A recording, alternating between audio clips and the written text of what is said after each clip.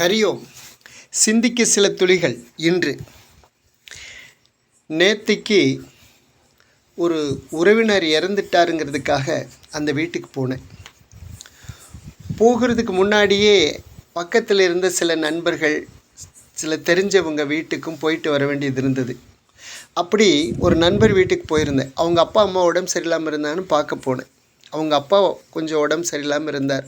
அவரை பார்த்து ரொம்ப நாள் ஆச்சு, அதுக்காக பார்க்க போனேன். அப்படி போயிட்டு பேசிகிட்டு இருக்கும்போது, உங்கள் வயசு என்னன்னு கேட்கும்போது அவர் சொன்னார், எனக்கு 85 வயசு. பக்கத்துலேயே அம்மா இருந்தாங்க. அம்மா உங்கள் வயசு என்னென்னா 67. 2 பேர்த்துக்கு வித்தியாசம் ஒரு 17 வருஷம்.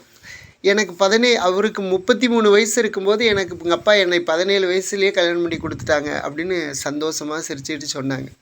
17 வயசு பொண்ணு தன்னுடைய 17 வயசு வித்தியாசமுள்ள ஒரு பையனை கல்யாணம் பண்ணியிருக்காங்க. அது ஆனந்தமாக சந்தோஷமாக அவங்க வாழ்க்கை. 2 பொண்ணு ஒரு பையன் இன்றைக்கும் சந்தோஷமாக தான் இருக்காங்க. ஏன் சந்தோஷமாக இருக்க மாட்டாங்க? ராமருக்கும் சீதைக்கும் கூட சரி வயசு அதிகம். சீதையினுடைய வயசில் சரி பகுதி அதிகம் ராமருடைய வயசு. ராமருக்கு வயசு 15 முடிச்சு 16. அப்போ 16 அப்போ தான் விஸ்வாமித்திரர் வந்து காட்டு கூட்டிகிட்டு போகிறார் அவருடைய யாகத்தை காக்கிறதுக்காக. அப்போ சீதைக்கு வயசு 8 முடிஞ்சு 9. சரியே 8 வயசு அதிக மூத்தவர் ராமர். அப்போ தான் அவங்க கல்யாணம் 16-8 அவங்க வயசு கல்யாணம் நடக்கும்போது சரிவகுதி அதிகம். ஆனால் அவங்களுடைய வாழ்க்கையில் என்ன சந்தோஷம் இல்லாமல், சந்தோஷம் மட்டும் இல்லை, ஒருத்தருக்கு ஒருத்தர் அவ்வளவு பரஸ்பரம் அன்போடு தானே வாழ்ந்தாங்க. ராவணன் தூக்கிட்டு போன பின்னாடி சீதையை நினச்சி ராமர் ரொம்ப கவலைப்பட்டதாக ராமாயணத்தில் படிக்கிறோம். அதே போல் இவர் சீதையை வந்து திரும்ப பட்டாபிஷேகத்துக்கு பின்னாடி கர்ப்பிணியாக இருக்கும்போது காட்டுக்கு அனுப்புனது, பிரிஞ்சுது, இதெல்லாம் வந்து தர்மத்துக்காக. ஒரு அரசன் எப்படி உயிரோட வாழும்போது எப்படி உதாரணமாக வாழணும் அப்படிங்கிறதுக்காக ராமர் அனுப்புனது.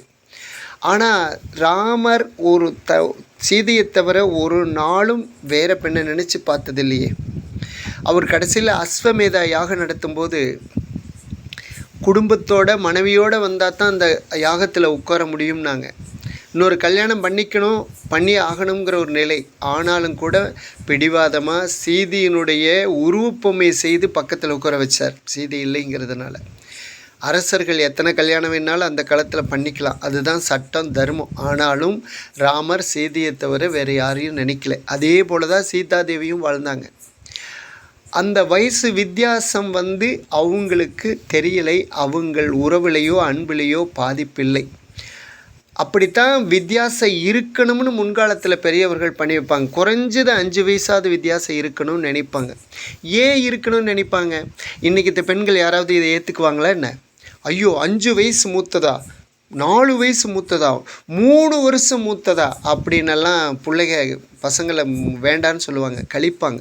இன்றைக்கி கல்யாணம் பண்ணிக்க மாட்டாங்க. 5 வயசு மூத்தவங்களெல்லாம் நான் கல்யாணம் பண்ணிக்க மாட்டேன்பாங்க. ஆனால் உண்மையாலுமே ஒரு 5 வயசு குறைந்தது 3 வயசு மூத்ததை கல்யாணம் பண்ணால் நல்லது. அது ஏன் பெரியவங்க அப்படி பண்ணி வச்சாங்க அப்படின்னா, பெண்கள் ஒரு கல்யாணத்துக்கு பின்னாடி ஒரு குழந்தைக்கு பின்னாடி அவங்களுடைய தோற்றம் வந்து முழுசாக மாறி போயிடும். இன்னும் தெளிவாக சொல்லணும்னா, கொஞ்சம் வயசு மூத்தவங்க மாதிரி இருப்பாங்க. ஒரே வயசில் கல்யாணம் பண்ணுனா பையனை விட பொண்ணு வயசுக்கு மூத்த மாதிரி தெரியும். அவங்களோட தோற்றம் ஒரு குழந்தைக்கு பின்னாடி பெண்களுடைய தோற்றம் மாறி போயிடும். அது அவங்களுடைய இயல்பு. அதனால தான் ஒரு 5 வயசு இளம் பெண்ணை கல்யாணம் பண்ணி வைப்பாங்க. அந்த காலத்தில் பெரியவங்க என்ன யோசிச்சாங்கன்னா, அவங்க பண்ணி வைக்கிற அந்த ஜோடி கடைசி வரையில் அந்த ஜோடி பொருத்தம் பார்க்குறக்கு அழகாக சரியாக இருக்குன்னு நினைப்பாங்க. ஒரு குழந்தைக்கு பின்னாடி இது கொஞ்சம் மூத்ததாக தெரியும். அவங்க 4 வயசு ஏற்கனவே மூத்ததாக இருக்கிறதுனால அவங்களுடைய ஜோடி பொருத்தம் மாறாது. ஆனால் இன்றைக்கி ஒரே வயசு பொண்ணை கல்யாணம் பண்ணால் ஒரு குழந்தைக்கு பின்னாடி பொண்ணு மூத்ததாக தெரியும், பையன் சின்ன பையன் மாதிரி இருப்பான். அதனால் பல பிரச்சனைகள் வரும். அதனால தான் பெரியவங்க யோசித்தாங்க. இன்றைக்கி அப்படி யோசிக்கிறது இல்லை. அதனால் பல பிரச்சனைகள். சிந்திக்க இன்றைய சிந்தனை. நன்றி, வணக்கம்.